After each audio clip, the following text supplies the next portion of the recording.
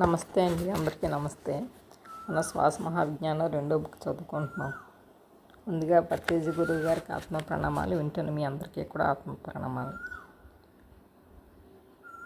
ఈరోజు చెప్పే టాపిక్ ఏంటంటే ఇందులోని క్రియాయోగం గురించి పూర్తిగా చెప్తున్నారు. క్రియాయోగం చేస్తే ఎంత మంచిదో, క్రియ అంటే ఏంటో, శ్వాసక్రియ అవన్నీ చెప్తున్నారు అనమాట. ముందుగా మీరు అందరూ కూడా ప్రకృతి త్రిబులెట్ ఛానల్ని సబ్స్క్రైబ్ చేసుకోండి. ఈ ఆడియోని షేర్ చేయండి, లైక్ చేయండి.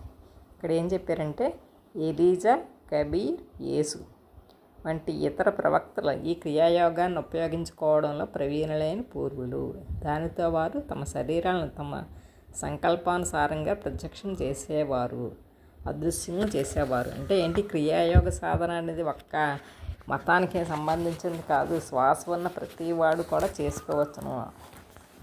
ఇందులో స్టేజెస్, ధ్యానం చేసిన తర్వాత క్రియాయోగం చేసుకొని ఆ శ్వాసని మనం ఎటు కావాలంటే అటు తిప్పుకొని మనం ఎలా కావాలంటే అలా మార్చుకోవచ్చు. మన ఇందులోని ఇంటి వయసును కూడా దీనివల్ల మార్చుకోవచ్చు అని చెప్తున్నారు అనమాట. క్రియాయోగ సాధనలో చాలా రకాలు ఉన్నాయి. అవన్నీ కూడా అభ్యసించడం వల్ల అన్నీ జరుగుతాయి అని చెప్తున్నారు. ఈ 19వ శతాబ్దంలో నేను నీ ద్వారా ప్రపంచానికి అందిస్తున్న ఈ క్రియాయోగమే కొన్ని వేల ఏళ్ల క్రితం శ్రీకృష్ణుడు అర్జునుడికి ఉపదేశించాడు. ఉత్తరోత్తర పతంజలికి, క్రీస్తుకు, సెంటు పాల్కు, సెంటు జాన్కు, ఇతర అనేకులకు తెలియజేయబడింది అన్నారు బాబాజీ లాహిర్ మహాశైలితో బాబాజీ చెప్పారనమాట. అంటే బాబాజీ ఇంచుమించు 19వ సెంచరీలో ఉన్నారు. ఇది 20th సెంచరీ అన్నమాట, 21 సెంచరీ.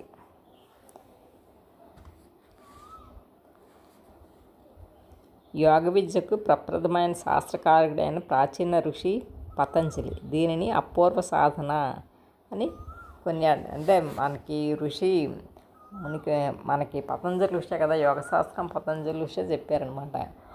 పతంజలి యమము, దమము అవన్నీ చెప్పారు కదా, సమధమాలు అవన్నీ చెప్పి మొత్తం ఆసనం, ప్రాణాయామం, ప్రత్యాహారం, ధారణ, ధ్యానం, సమాధి అవన్నీ కలిపి చెప్పారనమాట మనకి ఆ యోగ సాధన. ఆ యోగ సాధనలో ఇంకా రకాల ఈ క్రియాయోగ సాధన కూడా ఒక రకం అనమాట. క్రియాయోగ సాధన, ఈ క్రియాయోగ సాధన కొత్తగా ఎవరైనా మొదలు పెడితే వాళ్ళకి త్వరలోనే వస్తుంది అనమాట. ఓంకారనాదం మనలోనే వింటుంటాం. అంటే మనలోంచి ఓం అని వినిపించడం స్టార్ట్ అవుద్ది అనమాట కొత్తలోనే.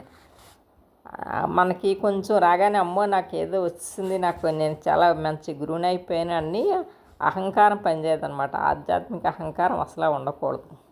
ఆనందదాయకమైన ఈ ఆధ్యాత్మిక ప్రోత్సాహంతో అతను తాను ఊర్ధ్వలోకాల సంపర్కం పెట్టుకున్నానని నమ్మగలుగుతాడు.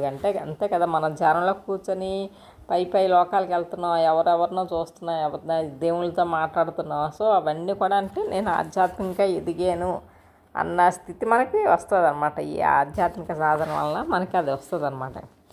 క్రియాయోగము మానవ పరిణామాన్ని త్వరితం చేయడానికి ఉపకరించే సాధనం అని శ్రీ యుక్తేశ్వర్ గారు కొనియాడారు. లాహిర్ మహాశైలి తర్వాత యుక్తేశ్వరగిరి. ఫస్ట్ మనకి మహావతార్ బాబాజీ, తర్వాత యుక్తేశ్వరగిరి, తర్వాత లాహిర్ మహాశైలి, ఆ తర్వాత పరమహంస యోగానంద. సో అలాగ జనరేషన్ అనమాట. అలాగ మనకి ఈ క్రియాయోగ సాధన అని వచ్చిందనమాట. క్రియాయోగ సాధన వల్ల ఏంటవుతుందంటే మనలోని మార్పు అనేది త్వరితంగా జరుగుతుంది. వేగ స్పీడ్గా అవుతుంటుంది అనమాట. క్రియాయోగి తన ప్రాణశక్తి వెన్నుపాములోంచి 6 కేంద్రాలను చుట్టి కింద నుంచి పైకి, పై నుంచి కిందకి పరిభ్రమించేట్లు మానసికంగా నిర్దేశిస్తాడు. క్రియాయోగ సాధన అంటే ఏంటివి? మనం ఊపిరి తీసుకుంటాం, సహస్రాల నుంచి మనం ఊపిరిని తీసుకొని షట్చక్రాలన్నీ దాటుకొని వస్తుంటాం.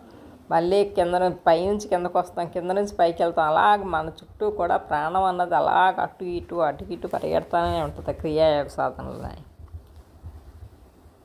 ఈ 6 చక్రాల రాశి చక్రంలోని 12 రాశులకు 6 ఋతువులకు సమానము. ఈ 6 చక్రాలు అంటే మనలో ఉన్న షట్చక్రాలు అన్నీ ఉన్నాయి కదా, మూలాధారం, స్వాధిష్టానం, మణిపూర చక్రం, అనాథ చక్రం, విశుద్ధ చక్రం, ఆజ్ఞ చక్రం, ఇవన్నీ 6 అనమాట. ఈ 6 కూడా సహస్రార చక్రం, ఈ సహస్రార స్థితి.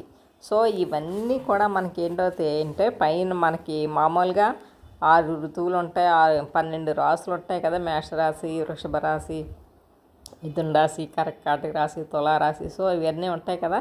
అలాగే ఆ 12 రాశులకి అలాగే ఏంటి అలాగే ఋతువులు ఉంటాయి కదా. వసంత ఋతువు, గ్రీష్మ ఋతువు, శరద్ ఋతువు, హేమంత్ ఋతువు, శిశిర ఋతువు. సో అలాంటి ఋతువులకు కూడా సమానం అన్నమాట. మానవుని చుట్టూ ఉన్న వెన్నుపాము చుట్టూ అర నిమిషం సేపు పరిభ్రమించే శక్తి అతని పరిణామంలో సూక్ష్మ ప్రగతిని సాధిస్తుంది. ఓన్లీ ఒక్క అర నిమిషం అంటే 60 సెకండ్స్ అయితే ఒక 1 మినిట్ కదా. ఒక 30 సెకండ్స్ అంటే ఒక అర నిమిషం పాటు మనం అలా చేయగలిగితే ఎంతో ప్రగతి, ఎంతో అభివృద్ధి వస్తుంది అని చెప్తున్నారు అనమాట.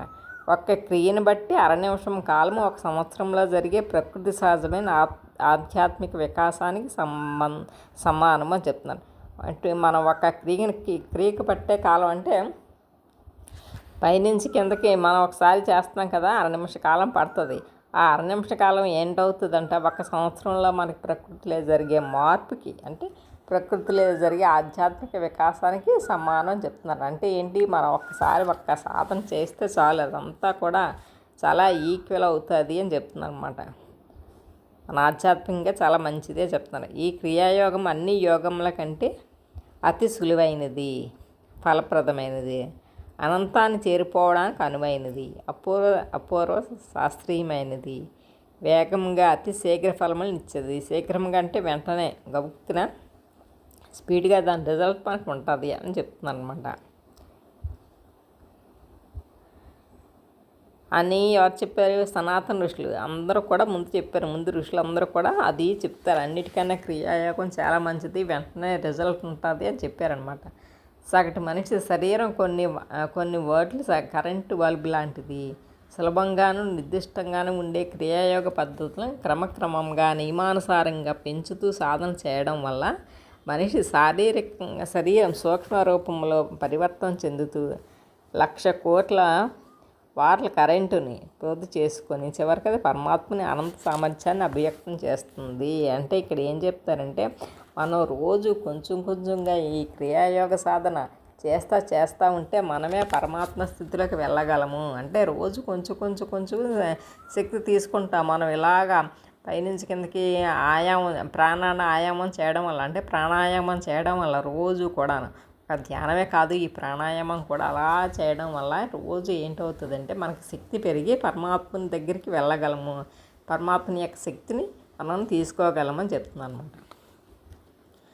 మాయకు లోబడి ఉన్న మనుషులలో ప్రాణశక్తి బాహ్య ప్రపంచమై ప్రవహిస్తూ ఉంటుంది. అంతే కదా, ఎవరైతే మాయలో ఉన్నారో వాళ్ళకి ఎంతసేపు చేద్దామా, ఇచ్చేద్దామా, అక్కడికి వెళ్దామా, ఈ షాపింగ్ చేద్దామా, సో ఈ ప్రాపంచికంగానే కొట్టుకుంటుంది కానీ ఆధ్యాత్మికంగా మటుకు వాళ్ళకి ముందుకు వెళ్ళలేదు అనమాట. అప్పుడు ఆ ప్రాణశక్తి ప్రవాహాలు ఇంద్రియ భోగాలపై దుర్వినియోగం చేస్తూ వృధా అవుతాయి. అప్పుడు ఎందుకు వస్తున్నాయి మనకి రోగాలు, రుచులు, అవన్నీ ఎందుకు వస్తున్నాయి? ఎంతసేపు ప్రాపంచికంగానే ఉంటున్నాం, ఆధ్యాత్మికంగా మన లోపలికి మనం వెళ్ళాలి అన్న విషయం తెలియట్లేదు. తెలిసినా కూడా లోపల ఉండలేకపోతున్నామంటే ఎందుకు? ముందు మనం ఆధ్యాత్మికంగా ఉండాలంటే మనం మార్చుకోవాల్సినవి మార్చుకుంటూ ఉండాలన్నమాట. ఆ మార్చుకోవాల్సిన గుణాలని, బుద్ధుల్ని మనం మార్చుకోకుండా ప్రాణాయామం, యోగా చేసిస్తే మటుకు ఇలాంటివి ఏమి మనకి రావు. ప్రాణాయామం అన్నది చాలా కరెక్ట్గా చేయాలి. ముందు మనలో ఉన్న అరిషడ్ వర్గాలను జయించాలి, అలాగే అంతఃకరణలను జయించాలి. మనలో ఉన్న మైన్యూట్ పార్టికల్ చిన్న పిసర డిఫరెన్స్ ఉన్నా సరే మనలో ఏం తేడా ఉందో అవన్నీ చూసుకుని మనం ఆధ్యాత్మికంగా ముందుకు వెళ్ళడం అంటూ చెయ్యాలి అని చెప్తుంది అనమాట. లేకపోతే మనం తీసుకున్న ప్రాణశక్తిని ఎప్పుడు దుర్వినియోగమే చేసుకుంటూ ఉంటాం. అలా కాకుండా మన లోపలికి మనం మానసికంగా మనం అంతర్ప్రయాణం చేసి అంతర్ప్రపంచాన్ని చూడగలగాలన్నమాట. అది ఏంటి, మనకి వెన్నుపాములోంచి మనకి స్పైన్లోంచి వెళ్తుందన్నమాట. సూక్ష్మశక్తులతో ఐక్యం అయ్యేటట్లు చేసి ప్రాణశక్తిని పూర్ణం చేసి సాధకుని శరీరంలోని మెదడులోని ఉన్న కణాలను ఆధ్యాత్మిక అమృతంలో పునర్నవం చెందించి సాధకుని జీవితాన్ని వెలుగులమయం చేస్తుంది. ఎప్పుడైతే మన ప్రాణశక్తిని మనం వెన్నుపోసకుండా మన అంతర్దృష్టిలోంచి, అంతరంలోంచి, మన మనస్సులోంచి, అంటే మన గొంతులోంచి శ్వాసించడం నేర్చుకుంటూ అలా షట్చక్రాలను దాటుకుంటూ మళ్ళీ మూలాధార చక్రం నుంచి వెన్నుపూస ద్వారా పైకి రావాలి. అది దాని ప్రకారం ఒక సిలిండర్ మోడల్ రావాలి. ఇలాగ వచ్చి ఒక గొలుసు ప్రకారం అలా వెళ్తూ పైన సహస్రారం కింద ఉన్న మూలాధార చక్రంతో కలాలి, పైని కిందని పైని కిందకి మన యామం చేస్తూ చేస్తూ ఉండాలి అని చెప్తున్నారు అనమాట. అందుకే దాన్ని వర్తులాకారం అంటారు. ఆ వర్తులాకారంలో గనక అంటే రౌండ్ అనమాట, రౌండ్ కాదు సిలిండర్ టైప్లో అనమాట, అంటే ఓవల్ షేప్ అంటారు కదా, ఆ షేప్లోంచి మన ప్రాణాన్ని అపానంతో కలపాలి, అపానాన్ని ప్రాణంతో కలపాలి. అలా చేసుకుంటూ చేసుకుంటూ ఉంటేనే మనకి క్రియాయోగం బాగా వస్తుంది అని చెప్తారు. భగవద్గీతలో మనకి ఏం చెప్పారంటే అలాంటి అలా క్రియాయోగం ఎప్పుడైతే చేసాడో, క్రియాయోగం కరెక్ట్గా చేస్తే మృత్యు మీద కూడా విజయం సాధించి తీరుతారు. మృత్యు మీద కూడా విజయం సాధిస్తుందంటే మనకు చావు రాదు అని కాదు, అక్కడ చావు అంటే చావుని కూడా జయించగలరు. ఇంకా మరణం అంటే భయం ఉండదు అని చెప్తున్నారు అన్నమాట. మనకి భగవద్గీతలో ఏం చెప్పారంటే, కృష్ణుడు అగ్నికార్యం చెప్పిన భగవద్గీతలో కృష్ణుడు చెప్పిన యోగం కూడా ఈ క్రియాయోగమే కృష్ణుడు కూడా చెప్పిందనమాట.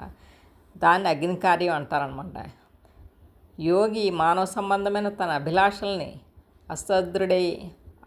అసదృశ్యుడై దేవునికి అర్పిస్తూ అద్వైత హోమాగ్నిలో హతమయ్యే హవనం చేస్తాడు.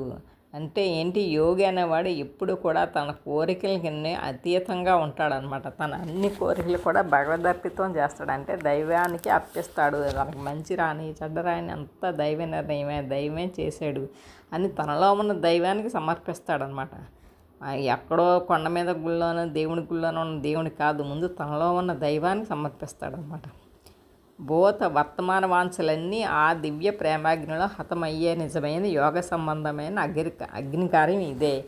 ఈ క్రియాయోగం వల్ల మనలో ఉన్న అన్నీ కూడా పూర్తిగా, మన కోరికలేంటి ఇవన్నీ కూడా పూర్తిగా తీరుతాయి. అట్ ది సేమ్ టైం మనకు కోరికలు లేని స్థితి అన్నది కూడా మనకు వస్తుంది అనమాట. దేని మీద మనకు వ్యామోహం అంటూ ఉండదన్నమాట. ఈ పరమాగ్ని జ్వాల మానవోన్మాద హవిస్సునంతటినీ అందుకుంటుంది. ఎప్పుడైతే మన దైవత్వంతో కలిసి ఉంచామో మన మనసులో ఉన్న నెగిటివిటీ అంతా పూర్తిగా పోయి అందులో ఉన్న తేజస్ని పరమాత్మ, ఆ తేజస్సుని మనం తీసుకుంటాడు, పరమాత్మ తీసుకుంటాడు. మనలో ఉన్న దైవత్వాన్ని పరమాత్మ గుర్తిస్తాడు అని చెప్తున్నాను అనమాట. కల్మష క్షాళనం జరుగుతుంది. కల్మషం అంటే పాపాలన్నమాట. పాపాలు అన్నీ కూడా పూర్తిగా అంటారు కదా, జ్ఞానాగ్ని దగ్గర కర్మానం. ఎప్పుడైతే మనకి జ్ఞానం వచ్చి మన కుండల్ని జాగ్రత్త చేసుకున్నామో, మన షట్చక్రాలని దర్శనం చేసుకున్నామో, షట్చక్ర భేదనం చేసుకున్నామో, అప్పుడు మన పాపాలన్నీ పూర్తిగా పోతాయి. దాంతో మానవుడు పరిశుద్ధుడు అవుతాడు. అంతే కదా, మనలో ఉన్న రాక్షసత్వం పూర్తిగా పోయి దైవత్వం అన్నది పూర్తిగా వస్తుంది అనమాట. దైవత్వం ఎప్పుడైతే పూర్తిగా వచ్చిందో మనం పరిశుద్ధం అవుతాం. అందుకే చూడండి, మనకి జీసస్ చెప్తారు కదా, పరిశుద్ధాత్మ అనేసి. అంటే ఏంటి, మనలో మైన్యూట్ పార్టికల్ కూడా కోపతాపాలేంటి, రాగద్వేషాలేంటి, అసూయలేంటి అలాంటివి ఏమీ ఉండకుండా మంచిగా ఉండాలి. పూర్తి మంచిగా ఉండాలంటే శారీరకంగానే కాదు, ఎట్ ది సేమ్ టైం మానసికంగా కూడా అన్నీ జయించగలగాలి. మనలో ఉన్న అరిషడ్ వర్గాలను జయించాలి, అంతఃకరణాలను జయించాలి. ఈర్ష్య, ద్వేషం, అసూయ, మమకారం, అహంకారం అన్నీ కూడా పూర్తిగా జయిస్తూ ఉండాలన్నమాట. ఇటువంటి యోగశాస్త్రం పగటి వెలుతురులా పొందదలిచిన వారందరికీ ఉచితంగానే లభిస్తుంది. మానవుడు తుచ్చమైన అహంకారంతో అల్పమైన ఆలోచనలు చేస్తూ, సంకల్పిస్తూ, అనుభూతి పొందుతూ, తిన్నది జీర్ణం చేసుకుంటూ, తనను సజీవంగా ఉంచుకుంటూ తానే ఇవన్నీ చేస్తున్నాను అనుకుంటూ ఉంటాడు.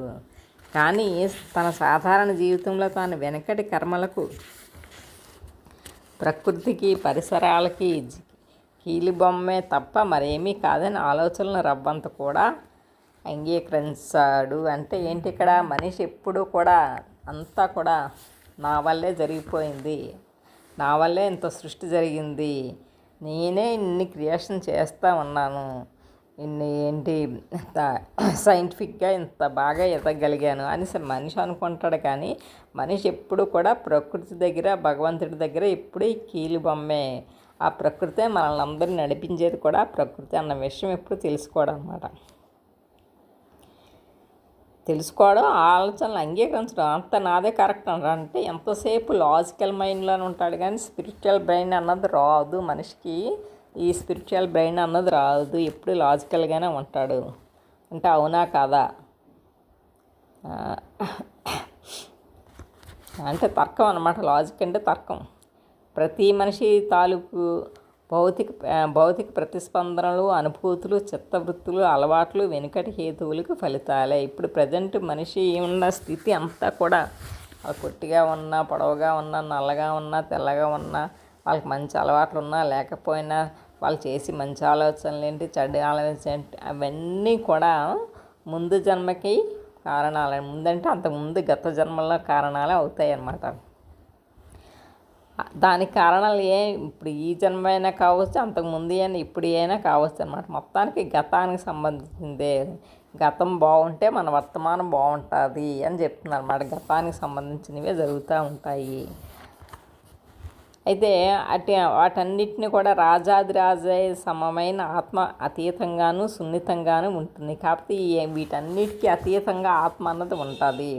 మనకి శరీరము, మనసు, బుద్ధి, ఆత్మ, పరమాత్మ అంటారు కదా. మనిషి శరీర స్థితిలోంచి మనసు, తర్వాత బుద్ధిలోకి రావాలి, తర్వాత ఆత్మలోకి రావాలి. ఈ స్థితులన్నీ దాటుతూ ఉంటేనే మనిషి ఎప్పుడైతే పూర్తిగా ఆత్మస్థితిలో ఉంటాడో అప్పుడే తన జీవితం సుఖంగా ఉంటుంది. క్రియాయోగం చేసిన వాళ్ళు ఎప్పుడు కూడా సత్యాన్ని, స్వాతంత్రాన్ని తిరస్కరించరట. మాయావరణాన్ని అంతటిని దాటి అవన్నీ కూడా దాటి విముక్తుడు అవుతాడు జీవుడు. ఈ క్రియాయోగి కొంచెం ఈ సత్యాన్ని ఇవన్నీ కూడా పూర్తి కాదు, ఇవన్నీ కూడా సమంజసం కాదు, ఇవన్నీ కూడా నిశ్చయం కాదు అనేసి వీటన్నిటికీ అతీతంగా ఉంటాడనమాట. ఏంటి ఈ జీవితం ఏంటి, ఇందులో సత్యాలు ఏంటి, అవన్నీ అనవసరం అన్నమాట. అవన్నీ అనవసరమైన తనదంతా కూడా యోగ సామ్రాజ్యం ఉంటుంది. ఆ యోగాత్మంలో ఉంటాడు ఎప్పుడు కూడా. ఈ ప్రపంచం అనేది మాయా అనే విషయం తెలుసుకుంటాడు. ఈ మాయా ప్రపంచాన్ని పూర్తిగా దాటి అందులోకి వెళ్తాడన్నమాట. క్రియాయోగం అంటే ఏంటి, పూర్తిగా మాయ అన్నది పూర్తిగా జయించుకోవాలి. మనందరం కూడా మాయ అన్నది పూర్తిగా జయించాలి. తన శరీరం ఒక రాజ్యమని, ఆత్మని చక్రవర్తి దాన్ని పాలిస్తున్నాడని, కపాల సింహాసనాన్ని ఆయన అధిష్ఠించి ఉన్నాడని, షట్చక్రాలని సామంతరాజ ప్రముఖులు ఆయన దగ్గర కొలువే ఉంటారని, అంటే చైతన్య మండలాలు ఆయన్ని పరివేష్టించి ఉంటాయని, సంస్కారం లేని మనిషి గ్రహించుకునే వీలు లేదు. అంటే ఏంటి, మామూలుగా ఉన్న మనిషి అంతా కూడా నాదే, అంతా నాదే అనుకుంటాడు. కాకపోతే ఎప్పుడైతే ఆధ్యాత్మికంగా ఇవన్నీ తెలుసుకుంటాడో, ఈ క్రియాయోగం ఉన్నది అని తెలుసుకుంటాడో, అప్పుడు నేనే రాజుని, నా ఆత్మని దానికి నేనే పరిపాలిస్తున్నాను అని అవన్నీ తెలుసుకుంటాడు అన్నమాట. కాకపోతే మామూలు మనుషులకి ఇవేమీ పట్టవు. ఎప్పుడైతే మన కాన్షియస్నెస్ పెరిగిందో, మన చైతన్యం పెరిగిందో అప్పుడే మన సంస్కారాలన్నీ పూర్తిగా పోతాయి. లేకపోతే మటుకు ఏమీ జరగదు. ఈ క్రియాయోగ సాధన ఎప్పుడు కూడా ప్రయత్నపూర్వకంగా ప్రారంభించిన మొదటి నుంచి కూడా ప్రశాంతమైన అనుభూతులు కలుగుతాయి. ఎవరో అయితే చెప్పారు, మనం ధ్యానం నుంచి మామూలుగా ధ్యానంలోకి వెళ్తాం, క్రియాయోగ సాధనలోకి వెళ్తాం. క్రియాయోగ సాధనలోకి వెళ్ళిన తర్వాత నుంచి ప్రశాంతంగా ఉంటాయి అన్నమాట. అప్పుడే అనుభూతులన్నీ ప్రశాంతంగా ఉంటాయి. అంతేకాకుండా మనకి ఏంటవుతాయంటే చాలా ఈజీగా ఉంటుంది. క్రమక్రమంగా అంటే మనం కరెక్ట్గా చేసుకుంటూ ఉంటే అది మట్టుకు చాలా ఈజీగా ఉంటుంది అన్నమాట. అలాగే టైం కొంచెం పెంచుకోవాలి. 8.5 గంటల కాలం సాధన చేసిన తర్వాత 1000 క్రియలకు సాధకునికి ప్రకృతి సహజమైన పరిణామంతో 1000 సంవత్సరాల పరిణామం ఒకే రోజులో కలిగిస్తాయి. కాకపోతే ఇవంతా మనం ఎప్పుడో సంవత్సరాల నుంచి గత జన్మలో ఎంతో సాధన చేసుకుంటూ ఉన్నాం. అలాగే క్రియాయోగ సాధన ఒకసారి చేసుకోవడం కాదు, అలాగే రోజు కొంచెంగా అలా ప్రాక్టీస్ చేసుకుంటూ ఉంటే 10 లక్షల సంవత్సరాల్లో ప్రకృతి తీసుకొచ్చే ఫలితాలన్నీ క్రియాయోగం ఒక ప్రతిభావంతమైన స్వయం కృషితో కేవలం 3 సంవత్సరాల్లోనే సాధించగలుగుతాము అని చెప్తున్నారు అన్నమాట. అంటే క్రియాయోగ సాధన అన్నది అంత గొప్పది. మనం ఏమైనా సరే ఆ ప్రయత్నం అంటూ చేస్తే, అంటే అంత కరెక్ట్గా మనం క్రియాయోగ సాధన చేస్తే ప్రకృతిలో ఎప్పుడో 3 సంవత్సరాలు ఎప్పుడో 10 లక్షల సంవత్సరాల్లో ఈ మార్పు అంతా కూడా కేవలం 3 సంవత్సరాల్లో మనకు వస్తుంది. ఈ క్రియాయోగ సాధన అంత కరెక్ట్గా ఉంటుంది, అంత మంచిది, అంత గొప్పది. అంత గొప్ప సాధనను ఎవరైనా సరే చేయవలసిందే. ఒక ధ్యానం దగ్గర ఆగిపోకూడదు, మనం ధ్యాన యోగంలో కూడా వెళ్ళాలి. ధ్యానం అంటే ఏంటి, ఓన్లీ మనసుని గమనించడం, మన ఆలోచనలు మనం కట్ చేసుకుంటూ మన మనసు మనం గమనించుకుంటూ ఉండాలి. కాకపోతే ఈ యోగం అన్నది ఈ మనసు బుద్ధి కూడా దాటి ఎప్పుడైతే ఆత్మస్థితిలోకి వెళ్తామో అప్పుడు మనం క్రియాయోగ సాధనలోకి వెళ్తాము. క్రియ అంటే ఇక్కడే శ్వాసక్రియని అర్థం చేసుకోవాలి. శ్వాసక్రియ ద్వారా చేసేదే క్రియాయోగ సాధన. ఓకే అండి, థ్యాంక్ యూ వెరీ మచ్.